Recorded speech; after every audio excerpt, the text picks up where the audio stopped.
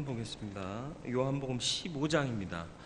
주보에 제가 잘못 기록해서요 14장으로 기록되어 있는데 요한복음 15장 12절로 17절까지의 말씀입니다.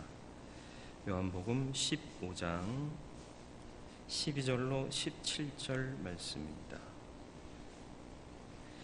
신약성경 174면 요한복음 15장 12절로 17절을 한 절씩 교독하겠습니다. 12절로 17절입니다. 내 계명은 곧 내가 너희를 사랑한 것 같이 너희도 서로 사랑하라 하는 이것이니라.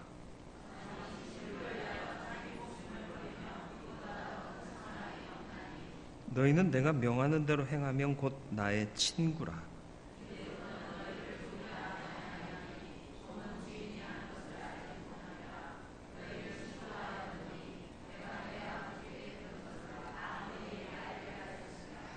너희가 나를 택한 것이 아니요 내가 너희를 택하여 세웠나니 이는 너희로 가서 열매를 맺게 하고 또 너희 열매가 항상 있게 하여 내 이름으로 아버지께 무엇을 구하든지 다 받게 하려 함이라.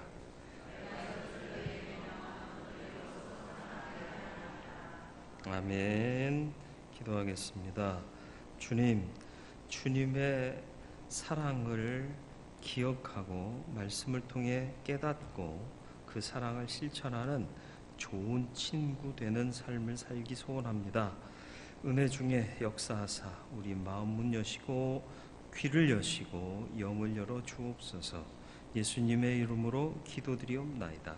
아멘. 군중 속의 고독이라는 말 들어보셨나요? 그렇게 느낄 때도 좀 있으신가요? 많은 사람들이 같이 있을 때 야, 고독하다. 그죠? 사람들은 있지만 정작 나를 이해해주고 나를 알아주고 나의 마음을 시원케 해주는 사람이 없을 때 군중 속의 고독이라 하는 표현을 씁니다. 이 말은 원래 미국 사회학자인 데이빗 리스만이라는 사람이 고독한 군중이라는 책에서 쓴 말입니다. 간단한 표현이긴 하지만 현대인의 모습을 아주 적절히 묘사하고 있지 않은가. 우리가 언뜻 경험하는 바이기도 하고요. 주변에 많은 사람이 있어도 이방인처럼 낯설게 느껴질 때가 참 많습니다. 특별히 또 마음에 무거운 것들이 있으면 더욱더 그러하죠. 남들은 다 즐거운데 나만 괴롭다, 나를 알아주는 이가 없다, 이런 마음이 들 때가 있습니다. 각박하고 힘든 세상을 살아갈 때 꼭 필요한 게 뭐냐? 친구입니다. 친구. 여러 가지 있을 수 있겠습니다만 가장 중요한 게 친구입니다. 속을 터놓고 이야기할 수 있는 친구, 슬프고 힘들 때 위로받을 수 있는 친구, 어려움 있을 때 도움을 요청할 수 있는 친구, 이런 진실한 친구가 있다면 참 좋겠습니다. 여러분 혹시 이런 친구가 있으신가요? 있으시면 행복한 사람이시고요. 없으시다면 낙심하지 마시고요.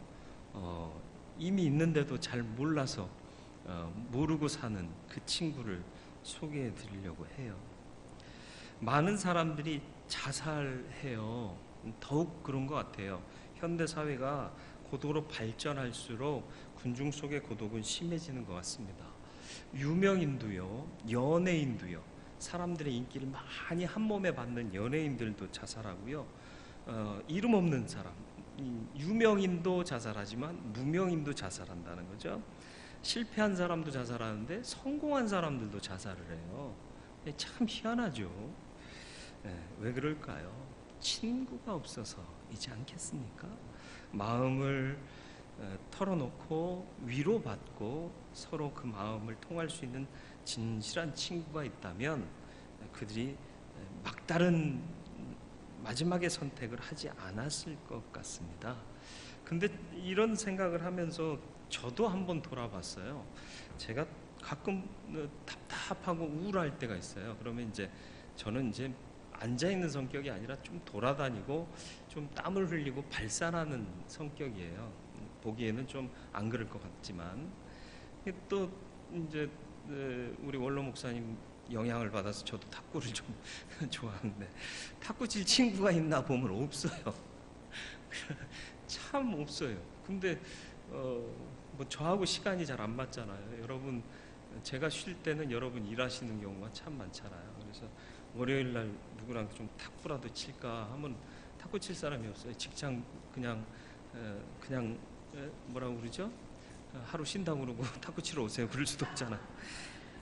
그리고 또 목회하는 친구들 보면 이상하게 우리 지역에 있는 중앙지방 목사님들은 운동을 그렇게 좋아하는 분이 없어요. 숨쉬기 운동만 좋아하시는 것 같아요. 아니면 선거 운동 뭐 이런 운동을 좋아하시고 탁구나 축구나 이런 거 좋아하시는 목사님을 뵌 적이 없어요. 그래서 좀 답답할 때가 있습니다. 네, 여러분은 어떠세요? 이렇게 어렵거나 답답할 때 찾아갈, 그리고 같이 마음을 터놓고 또 같이 땀 흘리면서 해소할 수 있는 친구가 있으시냐 하는 거죠. 둘러봐도 없으면 위를 보세요. 그러면 진실한 친구가 보일 겁니다. 오늘 성경은 우리에게 그 진실한 친구를 소개하고 있습니다. 그것도 제일 좋은 친구를 소개하고 있는데 바로 예수 그리스도이십니다. 둘러봐도 없으면 위를 보면 보인다니까요. 꼭 그렇게 찾아보시길 바랍니다. 그 예수가 누구냐 하는 거죠. 가장 큰 사랑을 주신 친구입니다. 왜요? 나를 위해 목숨을 내어준 친구이기 때문에 그렇습니다. 당신 스스로도 말씀하셨지 않습니까? 13절 말씀이요. 사람이 친구를 위하여 자기 목숨을 버리면 이보다 더 큰 사랑이 없나니. 예수는 우리를 위하여 자기 목숨을 버리셨던 가장 큰 사랑을 하신 친구입니다. 그리고 스스로도 우리에게 친구라 말씀하십니다. 간혹 자기 친구를 위해서 목숨을 거는 사람들이 있습니다. 그런데 정말 희귀한 일이에요. 인생에서는 설사 친구를 죽는다 해도 그 효과가 사실은 또 그렇게 크지는 않은 것 같고요. 친구를 위해 목숨을 희생하고 또 그로 인해서 많은 것을 줄 수 있는 유일한 분은 예수 그리스도다. 그래서 로마서 5장 7절로 8절에 바울은 이렇게 얘기합니다. 의인을 위하여 죽는 자가 쉽지 않고 선인을 위하여 용감히 죽는 자가 혹 있거니와 우리가 아직 죄연됐을 때 그리스도께서 우리를 위하여 죽으심으로 하나님께서 우리에게 대한 자기의 사랑을 확증하셨느니라. 우리는 친구답지 못했고요. 그의 마음에 드는 부분도 없었어요. 그럼에도 불구하고 그는 죄인인 우리를 위하여 목숨을 버리셔서 자기의 사랑을 확증하셨다. 그뿐만 아니라 오늘 본문에서 선포하시기를 내가 너희의 친구다라고 선포해 주고 계십니다. 우리를 위해 죽었다면 그 외에 다른 것 주지 못할 게 과연 있겠느냐라는 거죠. 그래서 기도가 능력이에요. 기도는 우리가 구하면 주실 것이기 때문에. 왜? 목숨도 주신 분이 그 다른 것을 우리를 위해 아끼지 않으실 거라는 얘기죠. 우리에게 모든 것을 주시고 우리의 삶을 책임져 주실 줄 믿으시길 바라고, 구하고 바라고 바라보시기를 주님의 이름으로 축원을 드립니다. 이 예수는 당신이 선택한 사람을 끝까지 사랑하는 일관성 있는 사랑의 존재이십니다. 요한복음 13장 1절, 유월절 전에 죽으시기 전에 예수께서 자기가 세상을 떠나 아버지께로 돌아가실 때가 이룬 줄 아시고 세상에 있는 자기 사람들을 사랑하시되 끝까지 사랑하시니라. 이게 신실한 사랑 아닙니까? 그리고 예수는 또 스스로를 목자에 비유하면서 잃은 양 비유에 이렇게 말씀하셨습니다. 누가복음 15장 4절이요. 너희 중에 어느 사람이 양 100마리가 있는데 그 중에 하나를 잃으면 99마리를 들에 두고 그 잃은 것을 찾도록 찾아다니지 아니하느냐. 이런 선한 목자의 심정으로 우리를 사랑하시는 그분이 오늘 본문을 통해서 우리를 친구로 인정해 주시고 당신을 친구로 우리에게 나타내 주고 계십니다. 어떻게 이 분을 나의 친구로 모실 수 있겠느냐라는 겁니다. 응답입니다. 응답. 나의 선택이 아니라 이미 주님이 우리를 선택하셨고 선택하신 것에 응답하면 내가 친구가 될 수 있다라는 거죠. 16절 말씀을 볼까요? 16절 말씀을 보시면 너희가 나를 택한 것이 아니요 내가 너희를 택하여 세웠나니. 이건 틀림없는 사실입니다. 우리가 예수를 택했느냐? 아니라는 거예요. 주님이 우리를 택하였습니다. 이는 너희로 가서 열매를 맺게 하고 또 너희 열매가 항상 있게 하여 내 이름으로 아버지께 무엇을 구하든지 다 받게 하려 함이라. 주님이 권능자이시거든요. 주님이 말 그대로 주인이시거든요. 그러니까 우리를 선택해 주셔서 우리가 구하는 모든 것을 하나님께로부터 받게 하기 위해서 내가 너희를 선택한 거다 말씀하고 계십니다. 그 친구가 되는 조건은 또 한 가지가 뭘까요? 응답하는 것이고요. 14절 말씀 보시면 너희는 내가 명하는 대로 행하면 곧 나의 친구라. 네. 응답하고 또 명하신 대로 순종하고 그 명대로 살아가면 그분의 친구가 될 수 있다라는 것입니다.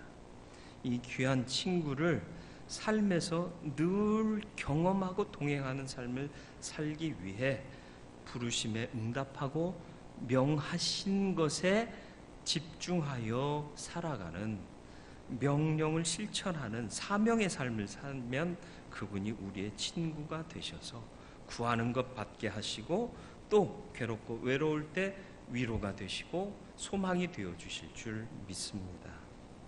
이 가장 큰 사랑을 주신 친구가 내게 있음을 잊지 마시길 바라고 둘러봐서 없을 때는 하늘을 보시기를 바랍니다.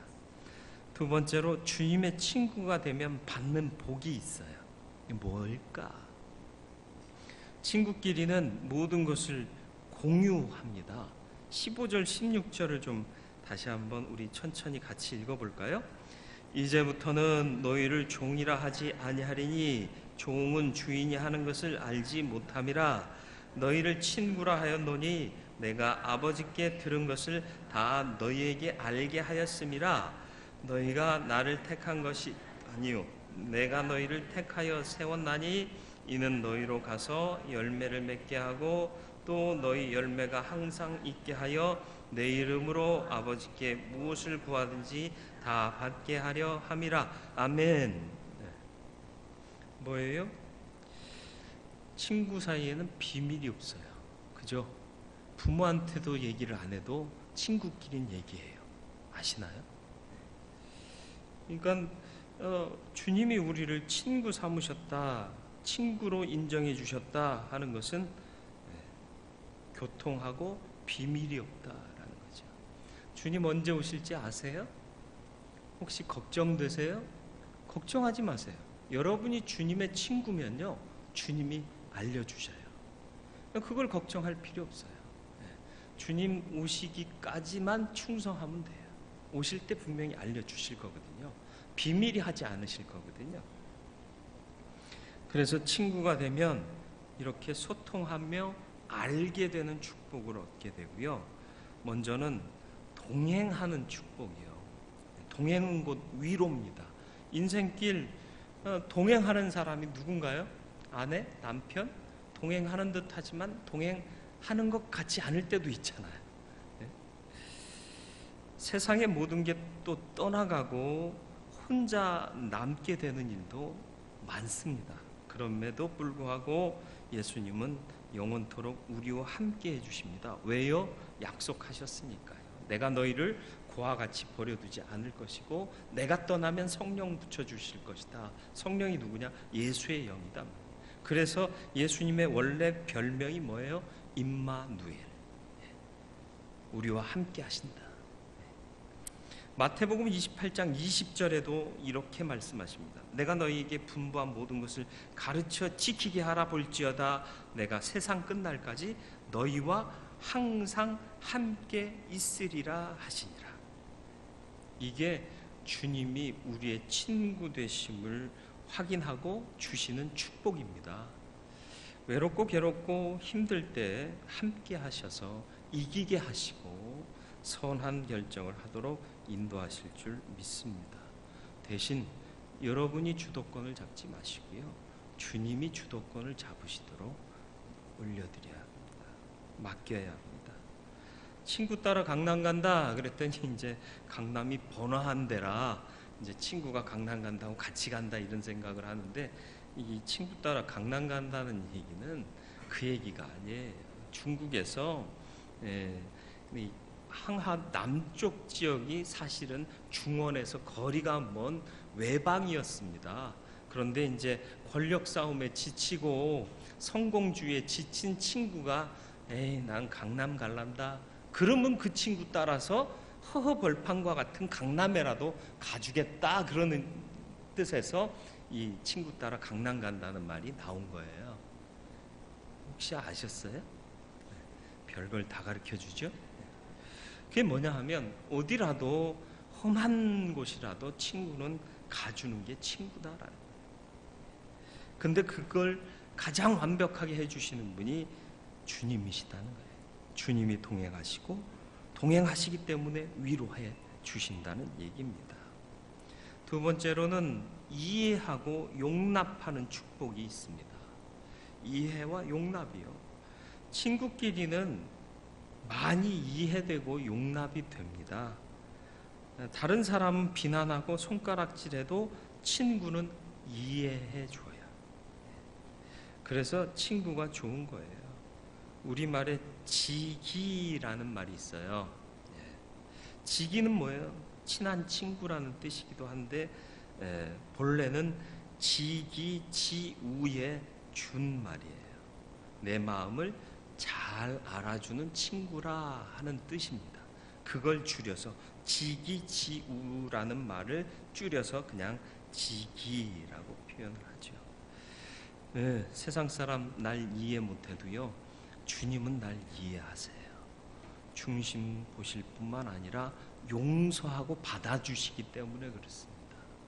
그런 분이 나의 친구라 엄청난 위로가 될 줄 믿습니다. 묵상해 보세요. 묵상해 보세요. 세상 사람은 믿을 사람 없잖아요. 그래서 할아버지도 못 믿는다는 옛날 얘기 있잖아요. 목욕탕 가서 손자랑 시원하다 그러니까 할아버지 진짜 시원해? 시원하지. 그러니까 얘가 퐁당 뛰어들어갔는데 뜨거 그러면서 튀어나오면서 세상에 믿을 놈 하나도 없다고 그랬죠. 웃자고 하는 얘기입니다. 세상 사람은 믿을 사람 없어도 주님은 변함없이 우리의 지기지우가 되어주신다. 마지막으로 용기를 주십니다. 주님이 함께 하시면 불 속에라도 들어가서 이런 마음을 갖게 한다는 거죠. 힘이 되어주는 존재로서 주님이 늘 곁에 계십니다. 이게 생활화가 되고 삶이 되고 익숙해지면요, 주님의 함께 하심을 정말 체험하고 살면요, 상황과 환경을 초월한 그 믿음의 능력을 발휘할 수 있습니다. 사도 바울이요, 빌립보서를 어디서 썼는지 아시죠? 로마 감옥에서 썼습니다. 빌립보서 내용이 뭐죠? 감사하라, 기뻐하라, 이런 거예요. 기뻐하고 감사하래요. 근데 자기는 정작 어디 있어요? 갇혀 있어요. 근데 갇혀 있지 않고 자유한 자들에게 기뻐하고 감사하라 이런 얘기 할 수 있었어요. 왜요? 당장 언제 죽을지 몰라요. 그런데도 불구하고 예수는 평강을 주시는 친구이시거든요. 바울은 홀로 감옥에 갇혔던 게 아니라는 얘기입니다. 그 안에서 주님과 계속 교통하고 주님의 주시는 위로와 소망과 능력을 힘입어서 삶의 용기를 얻은 거죠. 용기가 충천해요. 그러니까 사람들 사이에 파묻혀서 정작 주님을 만나지 못하고 있는 빌립보 교인들에게 주님이 너와 함께 하시니 기뻐해라, 감사해라 이렇게 권면하고 있는 거죠. 사도 요한도요, 많은 사람들 사이에 있었을 때는 보지 못했던 하늘의 신비를 밤모섬 동굴에 유배되어 있을 때 기도하고 주님과 깊은 영적 교감을 나누었을 때 하늘의 이상을 보고 새 하늘과 새 땅을 볼 수 있었던 겁니다. 여러분, 너무 사람 속에 치여 계시지는 않으십니까? 진정한 친구인 예수와 밀접한 교제가 부족하고 계시지는 않으십니까? 주님과 깊은 교제 나누시길 바랍니다. 그러면 용기 얻을 수 있습니다. 그리고 이해하고 용납하시는 그 사랑을 체험할 수 있고요. 동행하며 위로하시는 그 능력도 체험할 수 있을 겁니다. 결론입니다. 17절 말씀을 같이 읽습니다.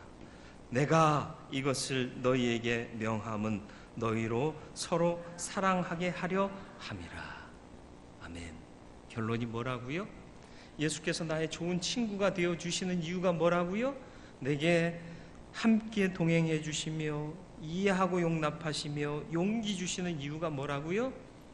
너도 누군가의 친구가 되어 내가 준 이 사랑을 실천하고 살아라. 그래서 천국 연습하다가 와라. 소망 없는 자에게 소망 줘라. 힘 없는 자에게 힘을 나누어 줘라. 부족한 자에게 베풀어 주라.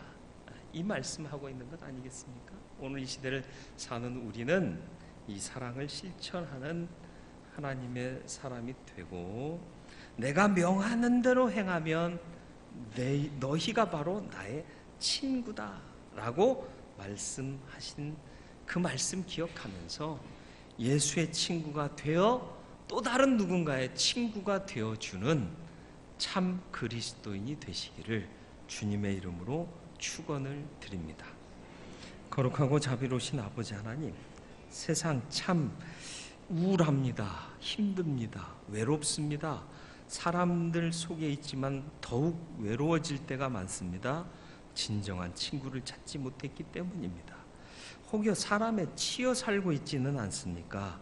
참된 친구이신 예수와 교통하며 동행하며 위로받고 이해와 용납받으며 용기 얻어 새 힘으로 승리하며 살아가야 할 것인데, 진정한 친구인 예수를 떠나 사람들 속에서만 살고 있었기 때문 아니겠습니까?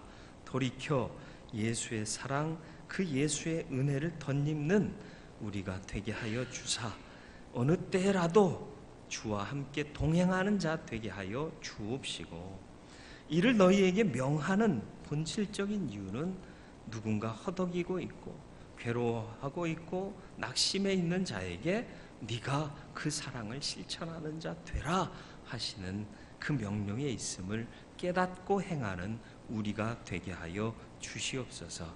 그래서 예수의 사랑이 세상 가운데 흘러넘치고 그 사랑이 세상을 변화시킬 수 있는 능력 되게 하여 주시옵소서. 그것이 우리로 비롯되게 하여 주옵소서. 예수님의 이름으로 기도드리옵나이다. 아멘.